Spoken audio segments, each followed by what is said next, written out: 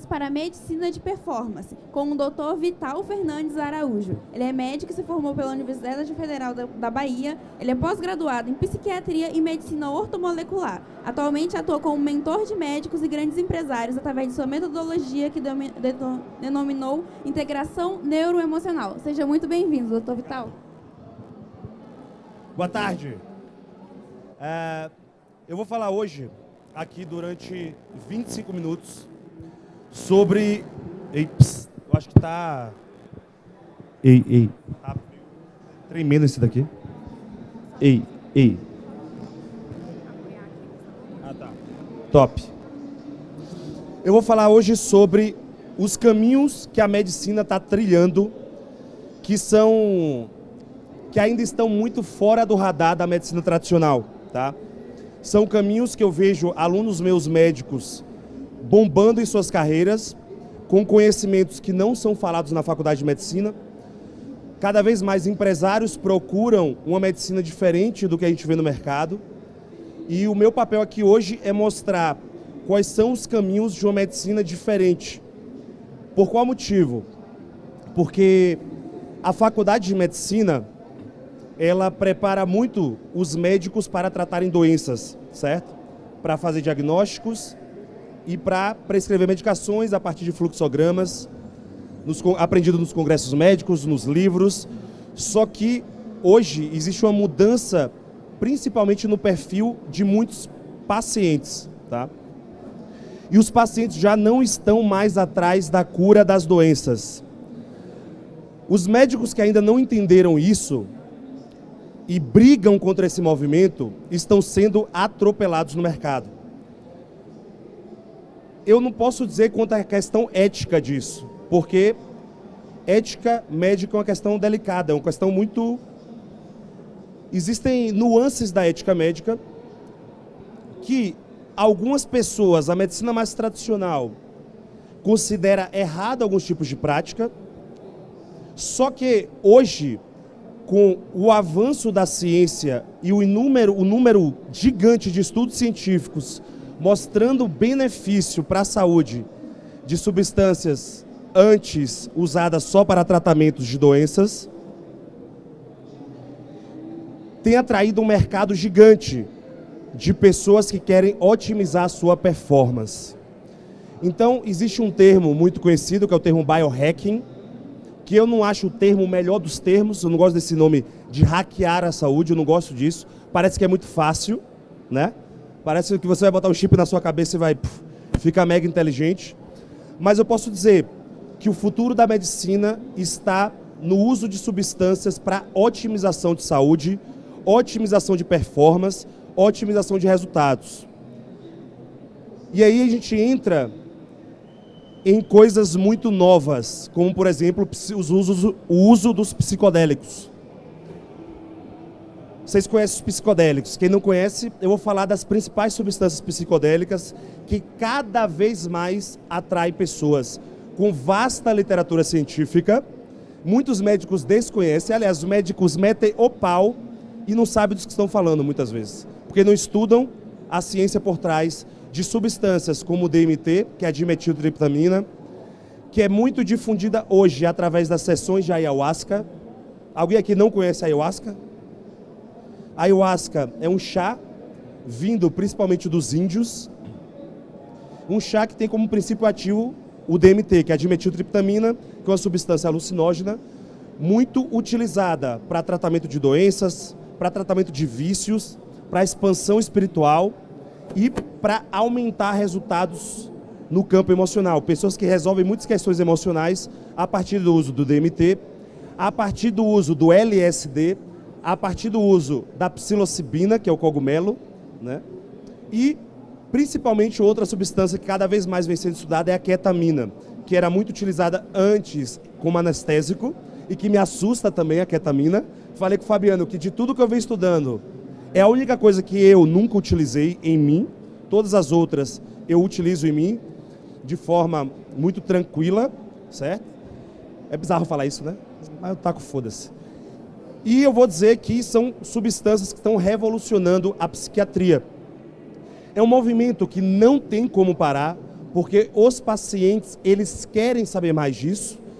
Você tem estudos científicos mostrando resolução de, por exemplo, você pega pacientes com depressão maior, refratária à terapia convencional, sendo resolvido com o uso de psicodélicos. Então, os psicodélicos, na minha concepção, são o passado e, ao mesmo tempo, o futuro da psiquiatria. E os médicos que estão acordando para essa realidade e estudando mais, eu não digo prescrever, eu não prescrevo essas coisas.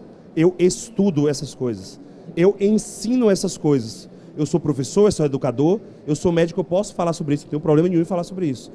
Eu não prescrevo porque a legislação não permite, e a gente tem que ter cuidado com isso. Tirando a ayahuasca, que eu, por exemplo, faço rituais de grupos de empresários multimilionários, hoje, que me procuram para fazer rituais de ayahuasca comigo. Porque eu faço um ritual a partir de um viés científico, entendendo a substância, otimizando a substância e dando o cunho espiritual que tem que ter pela legislação, certo? Então a ayahuasca é um rito espiritual, expansão de consciência, que eu nunca vi nada igual. Modificou a minha vida, trouxe muito mais prosperidade para a minha vida e me conectou com pessoas muito foda. Eu conheci, nessa minha trajetória, bilionários por conta da ayahuasca, que são usuários de ayahuasca. Além disso, a medicina está tomando caminhos hoje que não tem como parar. Principalmente o uso de hormônios para otimização de performance. Hoje existe um tabu de uso de hormônios anabolizantes, testosterona, os implantes hormonais, o famoso chip da beleza, que existe um grupo de médicos que critica, né, cegamente. Existe um grupo de médicos também que é fã cegamente.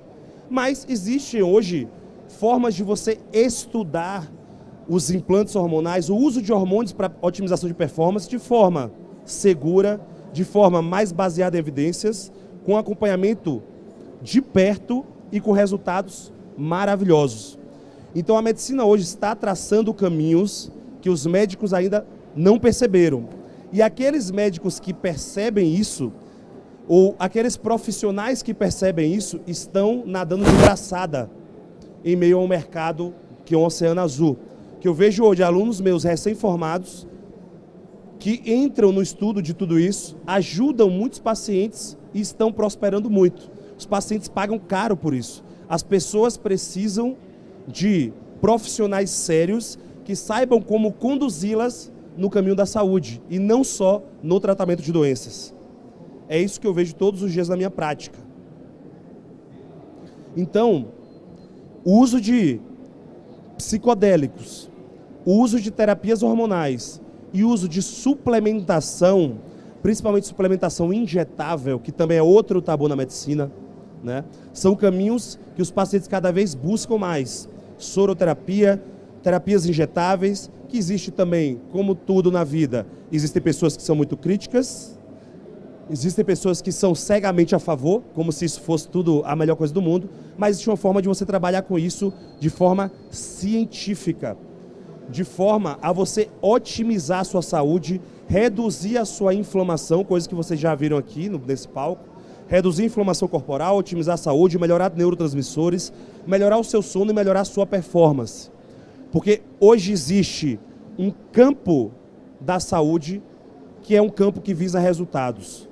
Eu não sei se é a coisa mais certa do mundo você otimizar o seu corpo para você trabalhar melhor. Eu sei que eu, Vital, eu prefiro otimizar o meu corpo para eu fechar melhores negócios, para eu produzir mais, para eu montar o meu império para daqui a pouco eu estar muito mais tranquilo. Eu não vejo problema nenhum com relação a isso.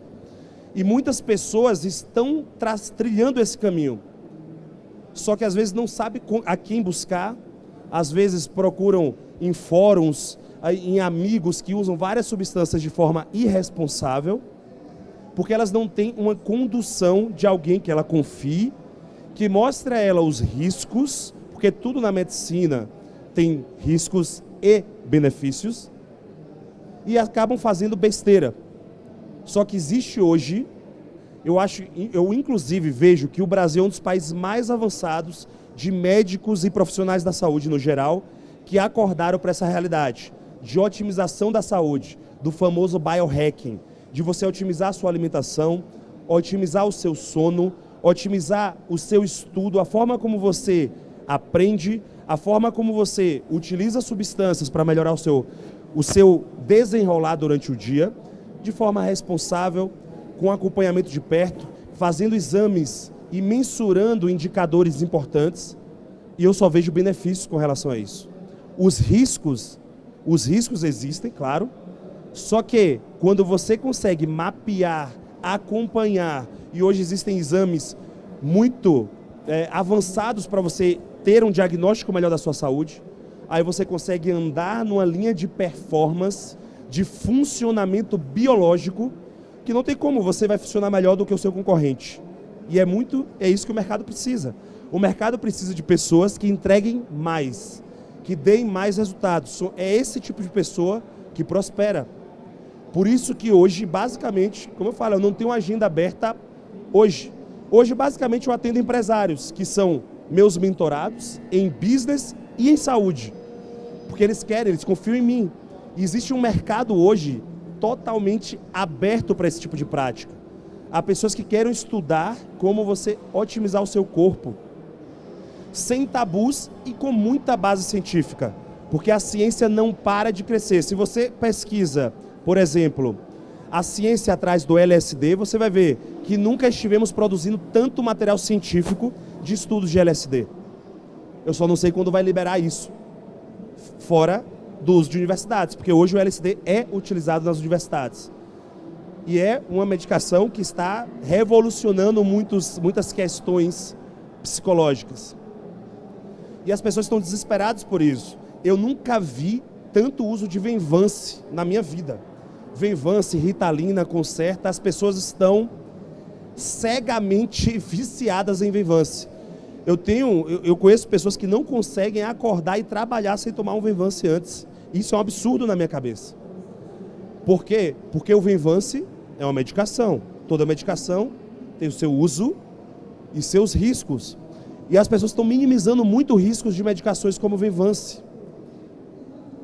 Para quem estuda, para quem estuda aqui na faculdade ou no colégio, eu tenho certeza que vocês conhecem várias pessoas que usam o Venvance diariamente para estudar. Só que uma hora essa conta ela vai ser paga. Porque o Venvance, ele altera a sua bioquímica cerebral, altera os seus neurotransmissores e principalmente os seus receptores. Existe um efeito rebote. Eu já vi para pessoas com depressão após o uso de Venvance. E as pessoas estão usando indiscriminadamente. Então, o que eu vejo hoje é um público de pessoas que não está doente, né? Não tem uma doença diagnosticada para uso de medicação, só que elas querem melhorar a sua performance, otimizar a sua saúde, estudar mais, trabalhar mais, ganhar mais dinheiro, e elas não encontram um caminho seguro para fazer isso. Hoje nós temos, principalmente eu vejo na medicina, muitos médicos que são absolutamente contra, abominam esse tipo de prática, de estudo, e acaba que existem pessoas órfãs de entender um caminho mais seguro. Os profissionais não querem abraçar essas vertentes que são muito criticadas politicamente, e nós estamos vivendo esse caminho de incertezas, mas que está acabando. Por que está acabando? Porque não tem como você lutar contra uma vasta literatura científica que hoje cresce no campo da medicina de performance. Então, a ciência já está mostrando benefícios, por exemplo, de uma terapia de reposição de testosterona em homens. Eu tenho amigos empresários, eu acabei de botar um implante de testosterona num grande amigo meu, no irmão, um mega empresário, um treinador gigante aqui no Brasil, que é o Rodrigo Cardoso, posso falar isso, ele fez esse implante publicamente e mudou a vida do cara. Mudou a vida do cara, porque a gente sabe que, de certa idade, a testosterona começa a cair, existe um tabu.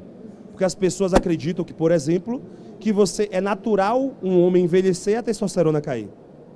Só que existe uma outra linha de pessoas que pensa, cara, se eu posso ter a minha testosterona em níveis altos para manter a minha jovialidade, a minha performance, evitar a perda de massa muscular, evitar ganho de gordura visceral, evitar perda de neurônios, evitar um tanto de coisa, evitar doenças como diabetes, hipertensão, eu prefiro repor a testosterona. Muitos médicos criticam isso, porque existe uma questão filosófica isso aí. O quão é natural eu aceitar essas quedas todas que existem com a idade? E por que não eu interferir ativamente nisso? É uma discussão filosófica.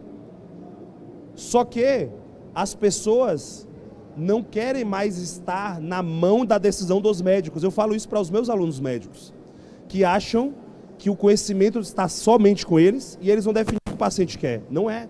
Hoje, o paciente, o cliente, ele quer sentar no médico e ele quer discutir de igual para igual. Eu tenho pacientes, às vezes, que chegam, falam comigo, falam, cara, você sabe mais do que eu disso aí.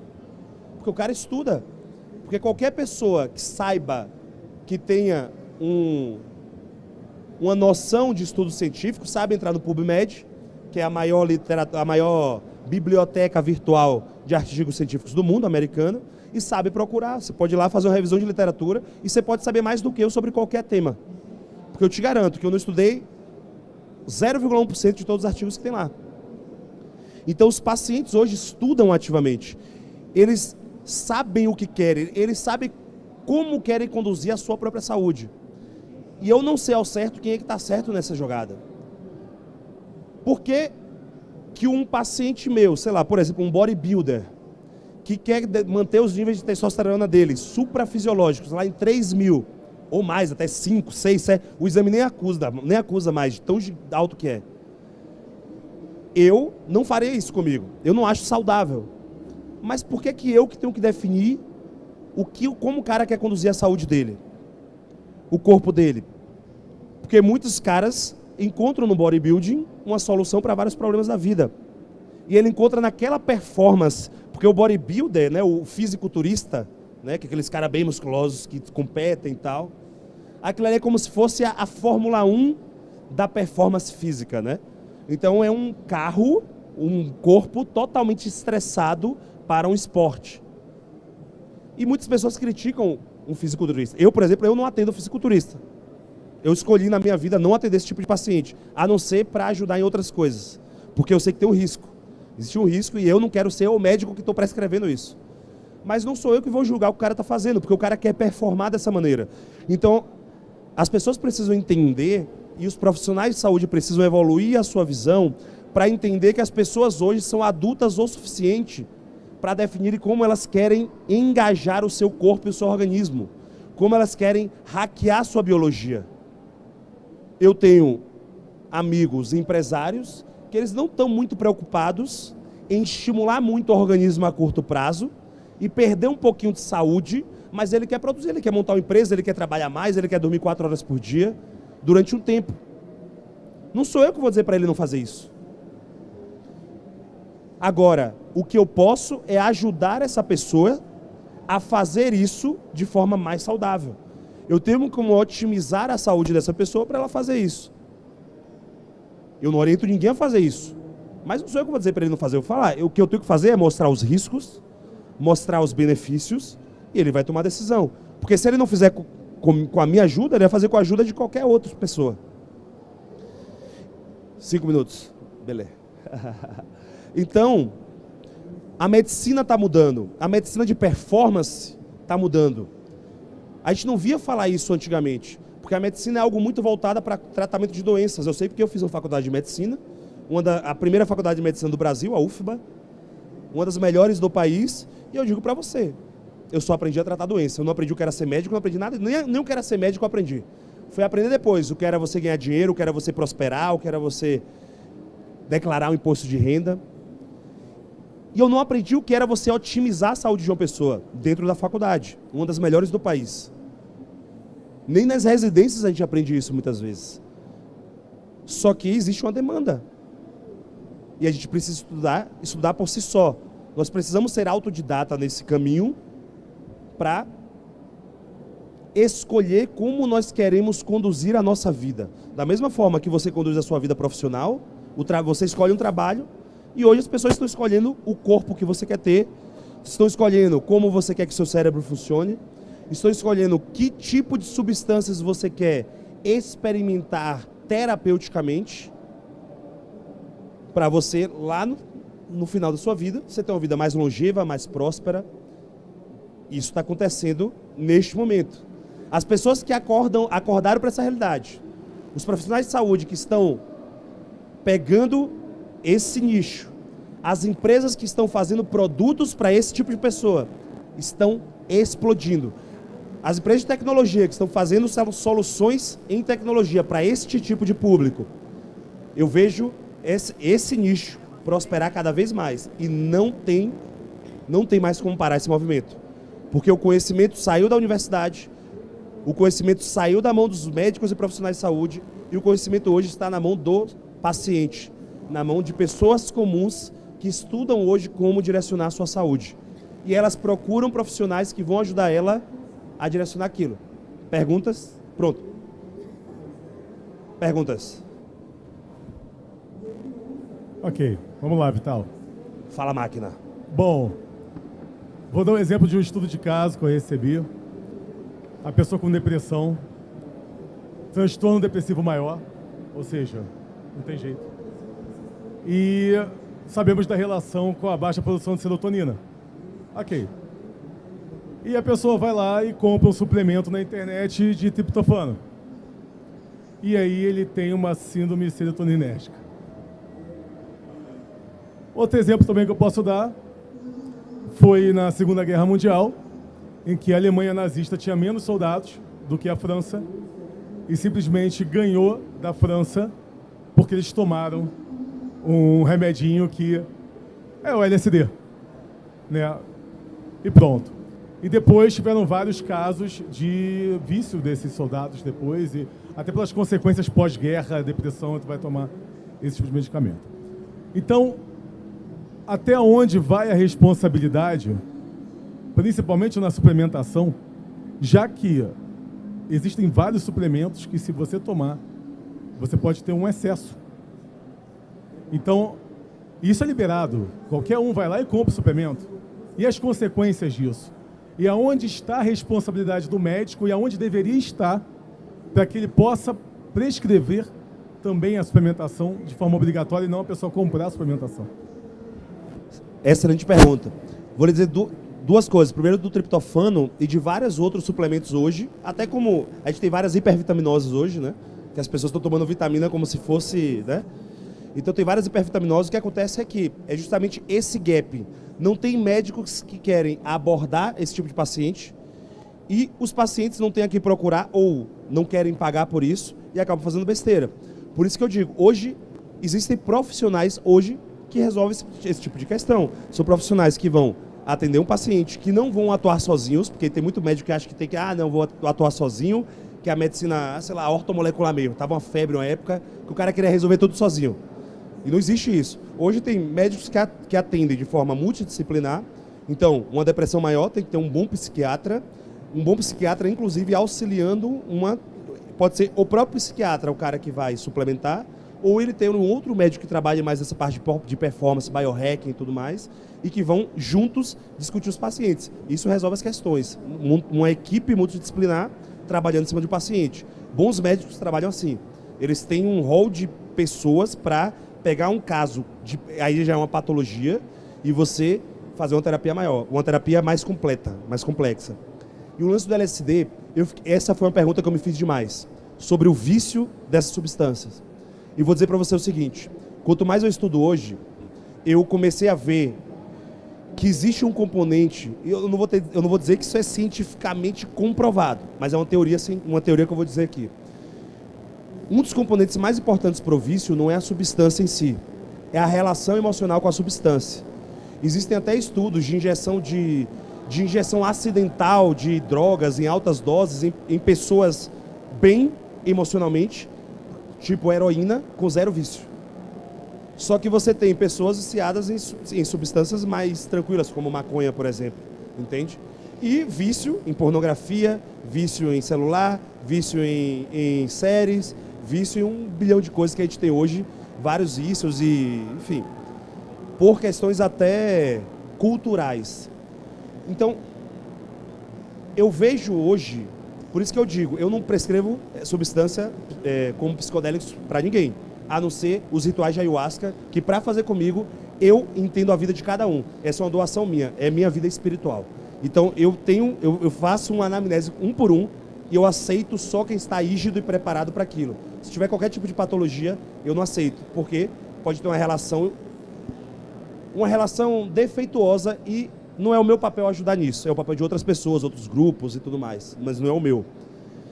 Mesmo apesar do DMT não ter nenhum relato que eu conheça até hoje de qualquer vício. Você conhece relato de vício em DMT?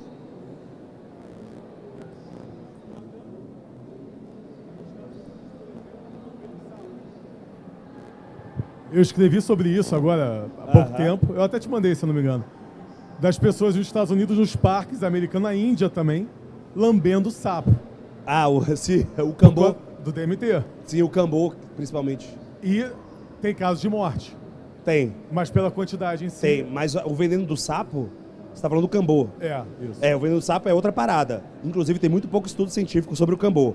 Tem o DMT, eu já fiz em mim, mas experiência minha pessoal. Como assim, lambeu sapo? Não, não lambi sapo. Eu fiz o uso cutâneo. Não sou de lamber sapo, não.